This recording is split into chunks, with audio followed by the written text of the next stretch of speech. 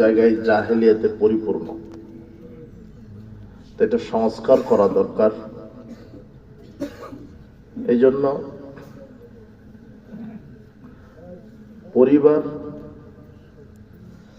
সমাজ এবং রাষ্ট্র গড়ে ওঠে। পরিবার, সমাজ, রাষ্ট্রের প্রধান সম্পদ হচ্ছে মানব সম্পদ। কি সম্পদ? মানব সম্পদ। আমরা বলি যে ওই পরিবার ভালো না, ওই সমাজটা ভালো না, রাষ্ট্র ভালো না। আসলে পরিবার, সমাজ, রাষ্ট্রের দোষ না। পরিবার, সমাজ এবং রাষ্ট্রে যারা বসবাস করে তাদের দোষ। পরিবারে যারা সদস্য আছে এরা যদি ভালো হয় তাহলে পরিবার কি হবে? সমাজে যারা সদস্য আছে, সমাজের যারা সামাজিক জীব হচ্ছে মানুষ, সামাজিক জীব এই মানুষ যদি ভালো হয় তাহলে সমাজ কি হবে? আর রাষ্ট্রের যারা দায়িত্বশীল আছে, রাষ্ট্রের যারা নাগরিক আছে এরা যদি ভালো হয় তাহলে রাষ্ট্র কি হবে?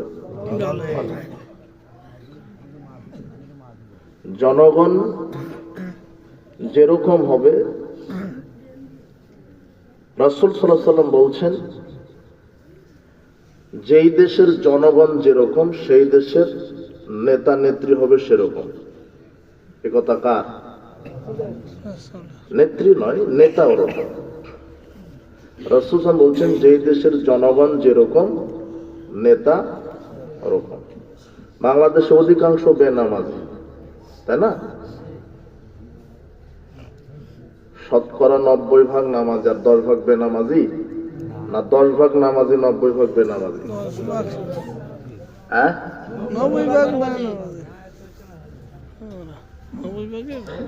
তাহলে যারা নেতৃত্ব পর্যায়ে আছে ওরাও বেশিরভাগ কি? বাংলাদেশের অধিকাংশ নাগরিক সুদখোর। কথা বুঝেননি?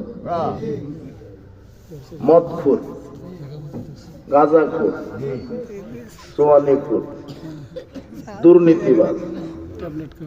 রাসূল সাল্লাল্লাহু আলাইহি ওয়াসাল্লাম বলছেন জনগণ যেরকম নেতা হবে। জনগণ যদি ইসলাম চাইতো তাহলে নেতা হতো ইসলামী নেতা। কথা বুঝেননি মনে?